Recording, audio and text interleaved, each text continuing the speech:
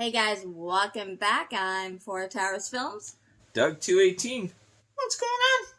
We are recapping Masterchef Season 10, Episode 22, Part 1, called London Calling. London is calling. The six have arrived in merry old England. And we're treated... First time they've ever done that on Masterchef. And it, like Gordon said, it took 10 years to get us here. Yeah. And London is where Gordon cut his teeth, made his name. So this was his moment, I guess, to shine on the show. Yeah. And so they got taken to Restaurant Gordon Ramsay. This was Gordon's first ever restaurant that he opened. And his flagship. His flagship. And this one has held 3 Michelin stars consecutively for 3 years. Or longer. Or longer. So... He said it took him 21 years to really build his brand here.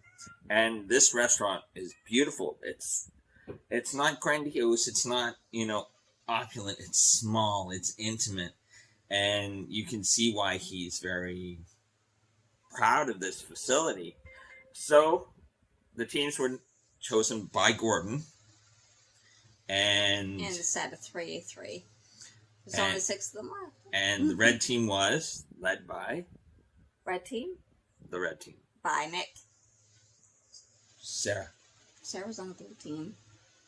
Oh, okay. Hold on. Sarah's captain of the blue team. Sorry, guys. And Nick is the captain of the red team. And also on the red team was Suba and Sarah. And on the blue team, Sarah was the captain.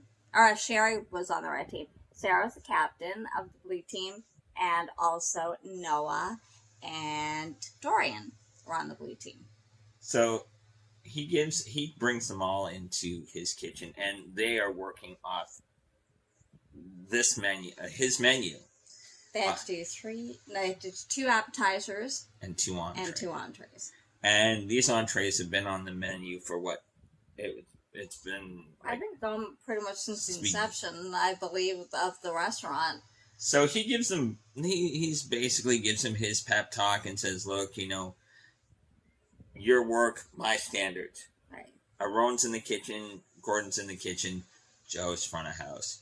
And the guests were invited VIP, so you had some former UK MasterChef winners, Gordon's family, and then he didn't say who all else was there, but I would assume they were hand-selected for of course. There, so. But they kind of stumbled. Both teams kind of stumbled to get their rhythm because, this is the first real professional kitchen. It's Restaurant Takeover. It's Restaurant Takeover. It's the first professional kitchen they're in, and the orders are coming in fast. Because, Gordon doesn't slow down. So he's giving them the orders as fast as he would his own chefs. Yeah, so you got to listen. So they were kind of fumbling a little bit, which makes sense because they're not used to this. Really, none of them has worked in a professional kitchen before. At first, the red team stumbled with appetizers. Oh. Whereas the blue team started out stronger on appetizers. And they were getting them out quicker. They're having trouble. The red team was having trouble with the scallops, getting them cooked, and Sherry was on scallops, getting them cooked properly, not burning them, and all that. And so near the end, they started to do okay. They picked up. However, they ran out of scallops. So, because he had to throw a few of them out. So the last couple tables didn't get their scallops. So they actually had to substitute the scallops for langoustine. Langoustines. Langoustine. Yeah. And he's like, this is the first time we've run out of product to use in our appetizers, and now I got to ask a client if they want to switch. They didn't, the one table, now of course that could be for the cameras, for show, we don't know. They said, okay, they weren't too thrilled about it. I've been waiting forever, so, okay. And then so it was, red team? Which? With the appetizers. had trouble. Yes. Okay, so red team was in the. But they didn't finish them. They got it finished, but they were in the weeds. So we get into entrees, and it was a beef dish and a duck dish. Right. And now the problems kind of switched a little bit, and the blue team was having a little bit of trouble getting their entrees out. And see, here's the thing: Noah is crowing that, I can cook steak all the live long day. I can do fillet. I can rock 'em, sock 'em. And he usually does do well. And he usually does well. Meat. But because I think what it is too is Gordon's an idol, someone he looks up to, and plus, I think it's coming at them so fast. Yeah. So many orders are not used to that, so he's fumbling a tad. And Dorian was on the duck, and she was doing. She was killing it. Wonderfully. Killing it. And so it's like. So actually, at one point, because it was either undercooking the beef, or it was taking so long. Sarah took control and actually put Dorian supervising Noah on the meat on the beef station too, as well as cooking the duck, and they actually started to kind of do better once she did that. And, okay, it's bad enough that you need to cook duck to precision for every order, and then all of a sudden it's like, now I got to carry this guy too. She did it though. She did very it well. though. Gordon was absolutely gobsmacked that she's okay. He's just cooking beef all day long, and he can't manage it. Yeah. Here she comes in and she's cooking the duck, hitting it perfect. Now she's cooking. They're doing steaks, the fillets, and now they're starting to come out because now she's like, no, you leave that alone. Kind of getting them to slow down, and if it wasn't for Sarah making the decision and Dorian's influence, they would have been in the weeds. The red team started out well and did better with entrees, but then Soup was having some problems. She was a bit slow as usual. Let's call it what it is. Suba cooks at his own speed. Which not really good restaurant speed. No, he wouldn't have survived in a professional kitchen. No, he wouldn't have survived. And Sarah was having trouble. I believe she was doing the duck, and a couple of them were undercooked or raw. So they did better with entrees, but they started to struggle somewhat too. And they already knew going in that. It's an elimination. It's an elimination. However, 2 were going home this time. And, so that's kind of weigh heavy on your mind, too. I think so. Not only are you cooking in this man's premier flagship. Which, of course, they make a point of saying. And it's my reputation, don't ruin it. And, no pressure. And he's selling it like, I'm back here trying to dig us out. I can't even go out. My family's here. I can't even go out and welcome my family into the place. Like he would have anyway, with them in his kitchen. No, Gordon's a type A personality. He wouldn't relinquish control to anybody. Not in his kitchen. No. And so it's like, we saw food come back. Undercooked. And, it just came down to From both teams. And it finally made it through service. Yeah. I mean, they did well. They completed well. Service. I mean, I think it's funny. While they're in the middle of it, they seem to expect a lot from them. We go, it's season 10, it's the best ever, blah, blah. And then at the end, you did well and all that. I mean, then they say, I think, what they truly feel. Because they know they're not professional chefs. They know that they haven't had experience in the kitchen before. So, yeah, of course, it's going to be hard for them. And, yeah, of course, they're going to struggle, So, it's funny that they don't give them a little more reassurance during the time so they can do their best.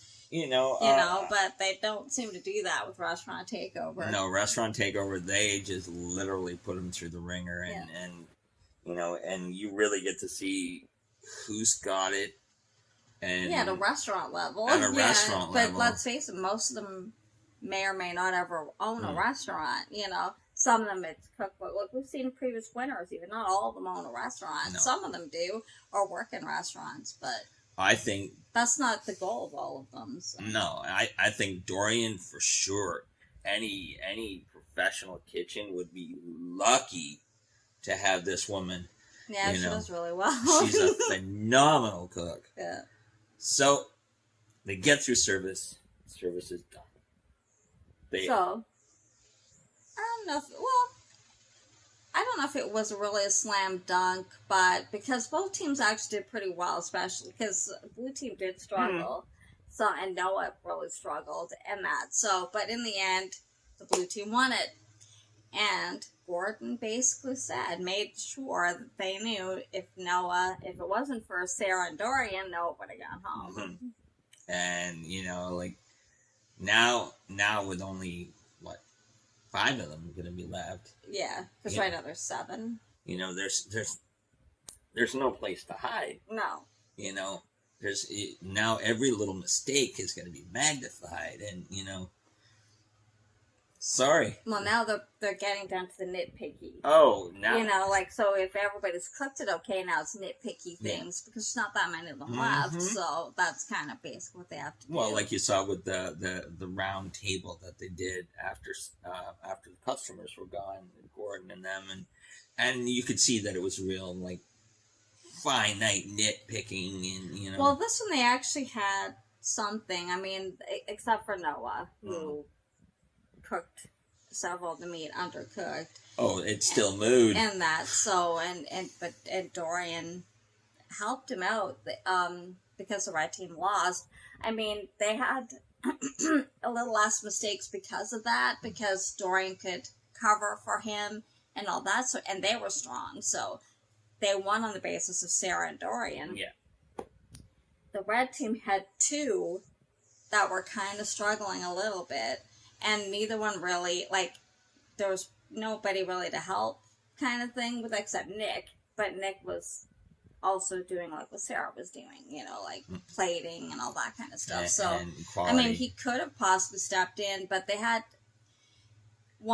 they ran out of scallops. So, there's your can't first recover strike. from that. There's your first strike. And then you had duck coming back raw. Strike 2. They had meat that was Suba. I mean, so really in the end, it ended up being Suba and Sherry going home. So, which wasn't really surprised. They were the ones who basically sank the team. So, but you know what? Sherry in her element. Oh, she's very good cook. She's very good. Yeah. Suba's just a tornado. So Suba, I think, is a good cook, but maybe not here because there's always stuff. He's slow. So they're always saying that he's just making it. They don't really always like his plating. He has his own style of plating. He hasn't really changed it that much. And he seems to struggle a little bit. Remember he was falling behind with Gordon when they had to follow along. Yeah, that's true.